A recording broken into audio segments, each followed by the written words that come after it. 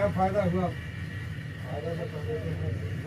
अच्छा, ये आपने जांच करवाया? जांच डॉक्टर साहब अपने नहीं करवाई, क्योंकि मेरा भाई है तो पेट में दर्द दो था। काम एक साथ कभी नहीं होगा। हंसो, गाल फुलाओ, करो। हमको जचने आए हो या दिखाने आए? जब दिखाने आए बेटा, जो मैं कहूँ उसको करोगे तब तो ठीक होगा। आप नहीं लाइए। तो लेके कहते अल्ट्रासाउंड करवाना, उनको डॉक्टर को भी दिखाना है। उन लोग का भाई वहाँ बैठा है, वो अभी आंखें बंद करिए।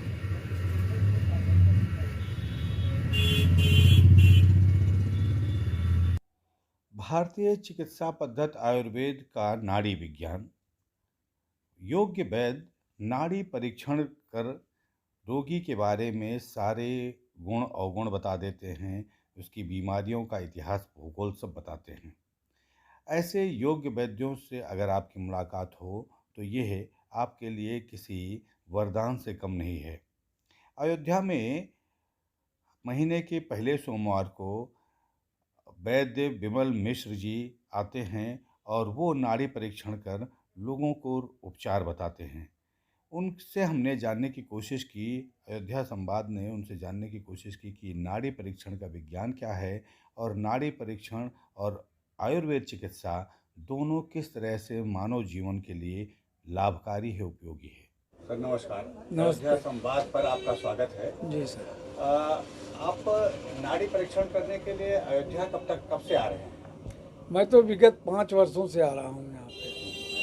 क्या है ये नाड़ी परीक्षण का जो विधान है, जी। ये किस तरीके से, कैसे इससे रोग की पहचान कैसे होती है, कैसे आप बिल्कुल बता देते हैं कि किसी व्यक्ति को क्या क्या रोग है, ये क्या है, इसका रहस्य क्या है, इसका ये विज्ञान किस दरअसल तरीके का है? देखिए, आयुर्वेद में 3 दोष हैं, वात पित्त कफ, और यही तीनों दोष जो है जब कुपित होते हैं तो रोग पैदा हो जाता है। तो इनसे बचने के लिए आपको सबसे बढ़िया तरीका यह है कि समय के अनुसार अपने लाइफ स्टाइल को चेंज करते हुए भोजन तालिका अपना सही रखिए, तो आपको रोग कभी नहीं होता है।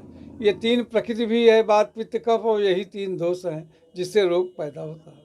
तो क्या जो भी खान मतलब लोगों के बीमारियां हैं, रोग हैं, वो सब उनके खान पान से जुड़े हुए हैं? जो हम श्वास लेते हैं, जो हम भोजन लेते हैं, रोग उसी से होता है। रोग कहीं बाहर से नहीं आता है।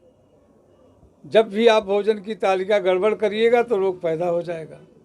ऐसे असाध्य रोग तब होते हैं जब पूर्व जन्म कृतम पापम व्याधि रूपेण बाधते। कर्म के अनुसार भी व्याधियां होती हैं, लेकिन ये बहुत रेयर केस ऐसा होता है। लेकिन ज़्यादातर रोग जो हम श्वास लेते हैं, भोजन लेते हैं, उसी से होता है। आप पूरे भारत में भ्रमण कर रहे हैं जी। कौन कौन से राज्यों में प्रमुख तौर पर जा रहे हैं और किस तरीके की प्रकृति लोगों की मिल रही है, क्या मतलब किस तरीके की बीमारियां मिल रही हैं बहुतायत में? दरअसल भारत उसमें ज़्यादातर पित्त प्रकृति के लोग ज़्यादातर रहते हैं, वात के कम रहते हैं, और कफ प्रकृति के भी लोग मिलते हैं, लेकिन ज़्यादातर जो है पित्त प्रकृति के लोग यहाँ पे हैं। तो नहीं, किस तरीके की बीमारियां आपको देखने में ज़्यादा मिल रही हैं, या क्या कह सकते हैं कि लाइफ स्टाइल के कारण या मिलावटी खान पान की वजह से कोई ऐसा लगता है कि आपको कुछ बीमारियां ऐसी हैं जो चौंकाने वाली हैं?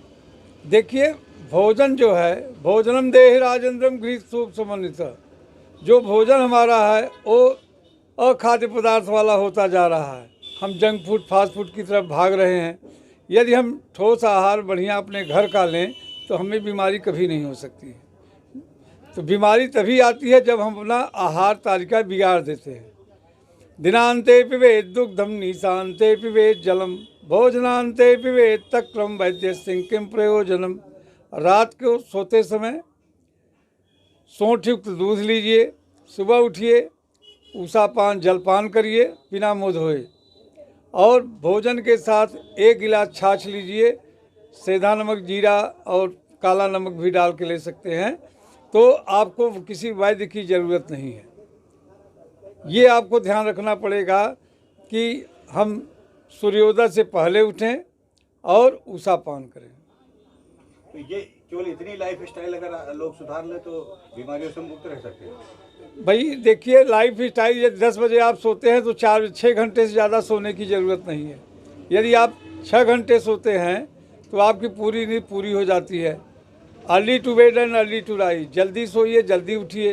और जब जल्दी उठेंगे तो आपके पास काम भी जितने हैं सब पूरे हो जाएंगे, आपका मन भी व्यथित नहीं होगा।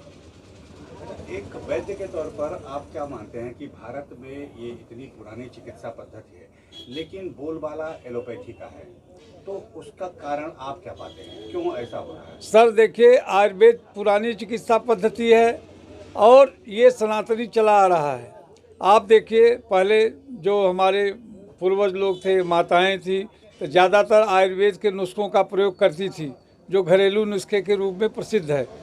अब आप समझ लीजिए कि भारतवर्ष में अभी भी ये तो कोरोना काल भी आपके समय चला, केवल देखिए जड़ी बूटियों से ही, माने हल्दी है, सौंठ है, अजवाइन है, इन्हीं के काढ़े का लोग भाप लिए और इन्हीं का प्रयोग किए, ज़्यादा से ज़्यादा रोग प्रतिरोधक क्षमता को बढ़ाए। देखिए सब लोग ठीक होते चले गए और एलोपैथ की उतनी दवाएं कारगर नहीं हुई जितना हमारी आयुर्वेद की हुई। तो भोजन तालिका सही ढंग से अपना रख लीजिए तो आपको बीमारी नहीं आएगी। जैसे लोगों का एलोपैथी पर विश्वास बढ़ता गया तो उसके पीछे क्या एलोपैथी के साइंटिफिक तरीके थे या अच्छे वैद्य ना होना, ये आयुर्वेद की कमी हुई? नहीं, वैद्य तो सब दिन बढ़िया थे, लेकिन यहाँ पे जो विदेशी कल्चर आ गया इसके वजह से सब गड़बड़ हो गया। आयुर्वेद पर किसी भी सरकार ने ध्यान नहीं दिया। नहीं, वैद्यकी में हुआ कि तमाम ऐसे लोग भी वैद्य बन गए जो कुछ भी चूरन कोई बना करके बेचने लगे और कोई शिक्षा दीक्षा नहीं, कहीं से एजुकेशन नहीं, कोई भी वैद्य बन गया गांव मोहल्ले में, और तो इससे शायद इससे भी प्रभाव पड़ा जरूर, लेकिन यह है कि इस पर तो सरकार को ध्यान देना चाहिए था। रिसर्च जो आयुर्वेद में होने थे वो बहुत कम हुए, जिसके वजह से भी इसका प्रभाव पड़ा। और हमारी जो जितनी भी सरकारें आई, जितने भी राजा महाराजा पहले जो थे, यहाँ अंग्रेज आए, आयुर्वेद की जो चिकित्सा पद्धति मूल भारत की जो नींव थी उसको उन्होंने ख़त्म कर दिया, जिसके वजह से आयुर्वेद पिछड़ गया। तो अब क्या करना चाहिए सरकारों को आज की तारीख में, क्या व्यवस्था? अब देखिए, हमारे यहाँ भारत सरकार आयुष मंत्रालय और आयुर्वेद के विशेष ध्यान दे रही है। मोदी जी जब से आए हैं तब से आयुर्वेद पर विशेष ध्यान दे रहे हैं। देखिए धीरे धीरे इसकी जो है महत्ता बढ़ रही है। आज हमारा भारतवर्ष आयुर्वेद पर डिपेंड है।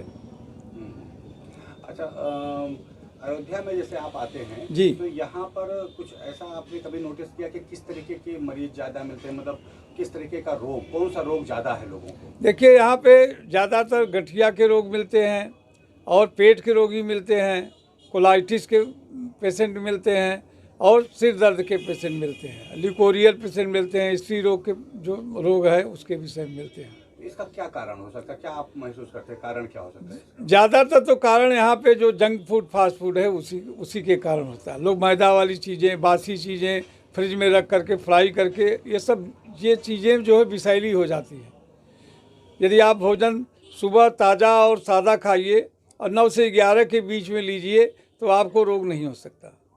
तो फ्रिज का आप कह रहे हैं कि फ्रिज का प्रयोग नहीं करना चाहिए? नहीं, एकदम फ्रिज का प्रयोग नहीं करिए। फ्रिज में जो भी चीज़ रखते हैं तो उससे उसका जो है परिणाम अलग से आता है, जिससे हमारे शरीर में रोग प्रतिरोधक क्षमता घट जाती है। जी ठीक है, और कोई टिप्स आप देना चाहें लोगों को? अब जैसे देखिए, आपने देखा होगा सिर में जो दर्द होता है, बहुत लोग घूमते रहते हैं। मेरा ये दावा है कि व्यक्ति केवल 60 दिन हमारी दवा करे। बहुत छोटी दवा है, बहुत पैसे भी नहीं लगते हैं, उससे निजात एकदम हर समय के लिए उससे निजात मिल सकता है। जैसे आपने देखा है कि यहाँ पे शुगर के पेशेंट ज़्यादा मिलते हैं, यहाँ पे अयोध्या में भी शुगर के पेशेंट ज़्यादा मिलते हैं। केवल उनको लाइफ स्टाइल यदि वो बदल लें और सुबह 3 से 4 के बीच में सुबह 3 से 4 किलोमीटर वो टहलें अर्ली इन द मॉर्निंग, तो उनका जो है शुगर पर काफ़ी कंट्रोल होगा और उनको अंकुरित मेथी, अंकुरित मूंग लेना पड़ेगा। अनुलोम विलोम कपाल भांति भी करें, देखिए काफ़ी उनको ठीक किया जा सकता है। आजकल देखने में आता है कि हर आदमी इस मामले में ज्ञानी बन गया है। रोज व्हाट्सएप पर तमाम मैसेज आते हैं कि इस तरीके का इस जड़ी बूटी का सेवन कीजिए, ये पौधा, इसके पत्ते खाइए, तमाम तरीके। ऐसा देखिए, वो लोग जो बताते हैं 70% तो सब झूठा रहता है। मेन आपको जो डॉक्टर क्वालिफाइड हैं, जो BAMS पास हैं, उनके पास जाइए तो आपको सही चीज़ बताएंगे और दूसरा जो है आपको कोई गलत चीज़ें नहीं बताएंगे। और जो जितने भी YouTube पर आते हैं 70% तो ऐसे रहते हैं जो उनका धंधा है, यही काम करते रहते हैं। एक आखिरी सवाल अब जी, कि ये नाड़ी परीक्षण आप कैसे करते हैं, ये कैसे नाड़ियाँ कैसे बता देती हैं कि व्यक्ति को कौन कौन से रोग हैं, ये क्या रहस्य है इसका, क्या देखिए, विज्ञान है? नाड़ी परीक्षण जो है एक विज्ञान है। ये 3 अंगुलियां जो आप देख रहे हैं, बात पित्त कफ, इसी से हम अंदाज़ा लगाते हैं। इसके सीखने के लिए 20 वर्ष लग जाते हैं। तो ये मेरा एक अनुभव है, मेरा एक अभ्यास है। हम तो देखते ही नाड़ी पे हाथ रखे तो हम तुरंत बता सकते हैं कि आपको क्या रोग है। तो इसके लिए अभ्यास करना पड़ता है, इसको सीखने के लिए समय लगता है, तुरंत नहीं सीखा जा सकता। वो ठीक है, सीखने की बात अलग, लेकिन ये विज्ञान क्या है, कैसे ये बताती हैं नाड़ियाँ की रोग क्या क्या है, उनका क्या तरीका? अब देखिए, बात पित्त और कफ, बात मतलब वायु। यदि आपको इस फिंगर से यदि माने मिलता है तो आप जान लीजिए कि आपको वायु बढ़ा हुआ है। तो वायु का स्थान होता है कमर के निचले स्थान में। तो हम ये जान जाते हैं कि आपको घुटने में दर्द है, कमर में दर्द है या जोड़ों में दर्द है, ये पित्त की नाड़ी है। तो इससे पेट संबंधी बीमारी हो जाती है, हमारा पाचन क्रिया दुरुस्त नहीं रहता है, तो पित्त से ऐसा हुआ। और कफ की नाड़ी ये है, तो इससे हमको ये मालूम हो जाता है कि भाई हमारा कफ जो है वृद्धि हो जाती है, जिसकी वजह से हमारा पोषण जो है धीरे धीरे दिक्कत में आ जाता है। तो इसको पूरा प्रमाणिक ये ज्ञान है। और इस बात पित्त कफ, आयुर्वेद डिपेंड ऑन बात पित्त कफ। बात पित्त कफ सही ढंग से जिनको जानकारी है, उससे चिकित्सा बहुत ही ईजी हो जाती है।